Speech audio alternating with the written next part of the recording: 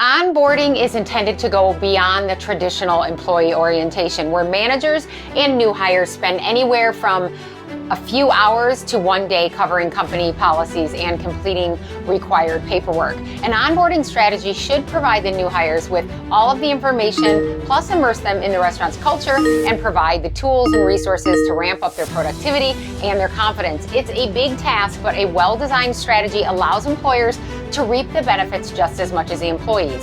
Research by Glassdoor shows that an organization with a strong onboarding process improved new hire retention by 82% and productivity by more than 70%, and that is definitely a worthwhile venture. So if you haven't designed your onboarding strategy or you're looking to revamp it, it's best to start with the ABCs. Acknowledge, be, and commit. Let me explain.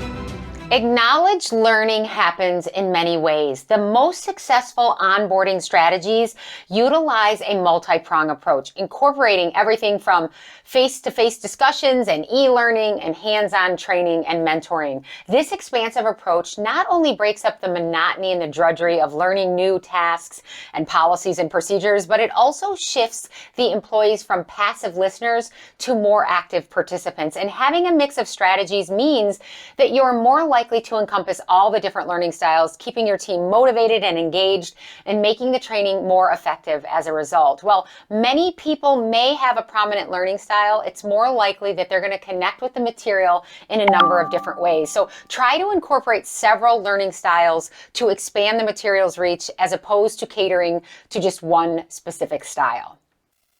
Be an ambassador. Onboarding really should be an experience, one that is memorable and inclusive and fosters feelings of excitement among your new hires. Think about the first time you went to Disney World, or you boarded a cruise ship, or you set off on some other long-awaited expedition. When you were welcomed, you likely felt special and cared for and made some personal connection with the staff. You probably felt as though you were the only guest that day, despite logically knowing that there would be hundreds or thousands of other people coming through those doors the same day. Regardless, a feeling was ignited in you. And this is what your new hires should feel too. Welcoming employees in this way is a very effective strategy for building deep loyalty and connection right away. While you want all of your existing employees to roll out the red carpet for the new teammates, it's worthwhile to have a dedicated ambassador to oversee the onboarding program.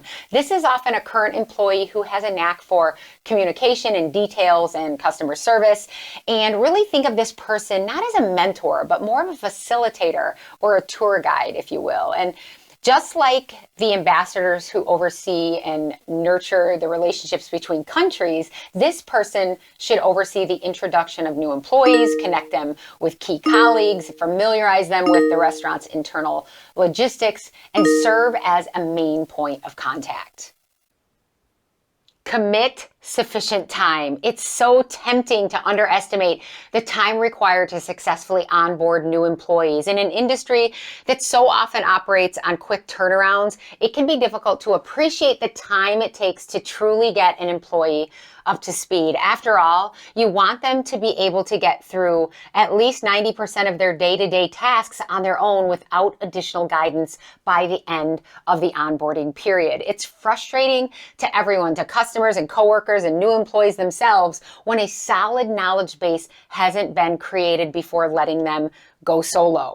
Onboarding timelines will vary by restaurant and by position, but it's fair to say that at a minimum, the entire process should be no less than 90 days. While most employees will be able to work independently well before this point, this time frame allows them the extra space to fully find their bearings, to job shadow, to train, and to receive meaningful and targeted mentoring. Not to mention make their fair share of mistakes, learn from them, and move on. It's all part of the process.